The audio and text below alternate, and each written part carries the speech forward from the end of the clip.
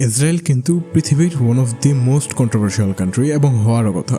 এটা তো আমরা সবাই জানি যে ইসরায়েল একটি কন্ট্রোভার্সিয়াল কান্ট্রি, কিন্তু আপনি কি জানেন ইসরায়েল নামের একটি দেশ যে আজ পৃথিবীতে থাকবে এটা 100 বছর আগে অকল্পনীয় ছিল। অবশ্যই ব্যালফোর্ড ডিক্লারেশন ঘোষণা করা হয়েছিল, কিন্তু সবাই ভেবেছিল ব্রিটেন তা নিয়ে আর কোনো পাত্তা দেবে না।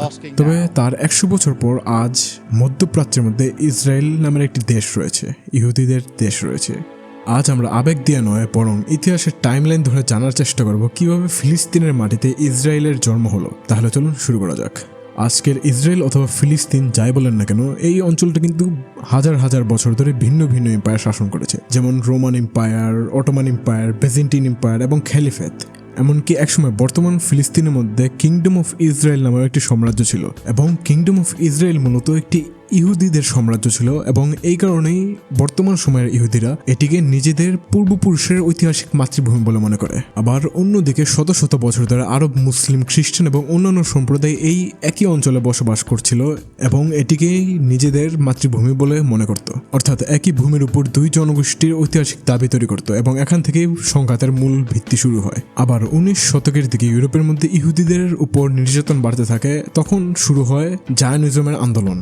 এবং জায়নিজম হলো মূলত যে ইসরায়েল নামে একটি দেশ থাকবে তার সমর্থন করা, এবং এর লক্ষ্য ছিল ইহুদিদের জন্য একটি নিরাপদ রাষ্ট্র গঠন করা। এরপর ইউরোপ থেকে অনেক ইহুদি প্যালেস্টাইনে এসে বসতি স্থাপন করতে শুরু করে, কিন্তু যে জমিতে তারা আসছিল সেই জমিতে তখনও ফিলিস্তিনে আরব জনগণ বসবাস করত। তাই জমি, রাজনীতি এবং ভবিষ্যতের রাষ্ট্র নিয়ে এই দুই সম্প্রদায়ের মধ্যে উত্তেজনা দিন দিন বাড়তে থাকে। সে সময় ফিলিস্তিন অঞ্চলটি অটোমান সাম্রাজ্যের আন্ডারে ছিল, এবং অটোমান সাম্রাজ্য যতটুকু পারত ততটুকু বাধা প্রদান করেছে যাতে ইহুদিরা এখানে না আসতে পারে। তবে 1914 সালে প্রথম বিশ্বযুদ্ধ শুরু হওয়ার পর অটোমান সাম্রাজ্য সেন্ট্রাল পাওয়ারের অংশ হয়ে ওঠে, এবং ব্রিটেন রাশিয়ার বিরুদ্ধে লড়াই করে হেরে যায়। এবং প্রথম বিশ্বযুদ্ধ হেরে যাওয়ার পরে প্যালেস্টাইন অঞ্চলটির নিয়ন্ত্রণ চলে যায় ব্রিটেনের কাছে। আবার ব্রিটেন বেলফোর্ড ঘোষণার মধ্যে এটা বলেছিল যে এই জমি ইহুদিদের হবে।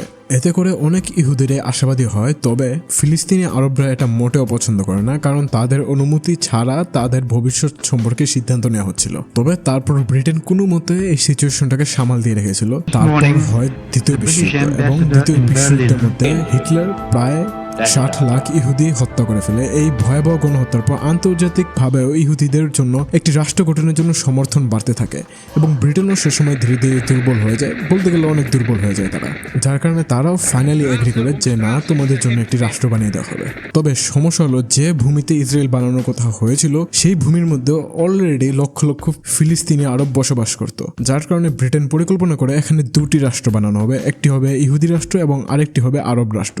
তবে অধিকাংশ আরব নেতা এবং ফিলিস্তিনিদের মতামত প্রত্যাখ্যান করা হয় এই বিষয়ের মধ্যে। তাদের সাথে চুক্তি ছিল যে সব সময় সংখ্যায় বড় অংশ আরব হবে, এবং প্রস্তাবিত পরিকল্পনা অনুযায়ী তাই হওয়ার কথা ছিল। কিন্তু এখানে আবার নতুন রাষ্ট্র, ইহুদিদের নতুন রাষ্ট্র দেওয়া হচ্ছে, যার ফলে আরব নেতারাও ব্রিটেনের প্রতি অনেক ক্ষুব্ধ হয়ে ওঠে। তবে ব্রিটেন এসবে পরোয়া না করে 1948 সালের 14 মে ইসরায়েলের স্বাধীনতা ঘোষণা করে।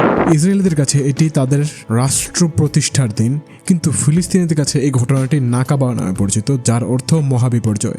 এবং ইসরায়েল জন্ম হওয়ার সাথে সাথে আরবরা তাদের বিরুদ্ধে যুদ্ধ ঘোষণা করে দেয়। কিন্তু যুদ্ধ চলাকালে প্রায় 7 লক্ষের বেশি ফিলিস্তিনি তাদের বাড়ি ঘর ছেড়ে পালিয়ে যায় অথবা বাস্তুচ্যুত হন। এই বাস্তুচ্যুতের কারণ নিয়ে ইতিহাসবিদদের মধ্যে বিভিন্ন ব্যাখ্যা রয়েছে। কোথাও যুদ্ধের ভয়ে মানুষ পালিয়ে গেছে বলা হয়, আবার কোথাও সরাসরি সামরিক অভিযানের মাধ্যমে বাস্তুচ্যুত করার অভিযোগও রয়েছে।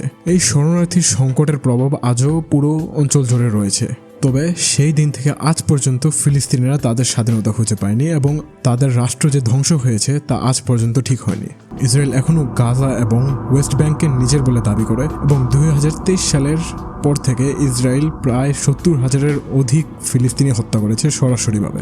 সত্যি বলতে কেউ জানে না এই সংঘাত কবে শেষ হবে, এবং সত্যি বলতে কেউ জানে না যে ফিলিস্তিনিদের কষ্ট কবে শেষ হবে।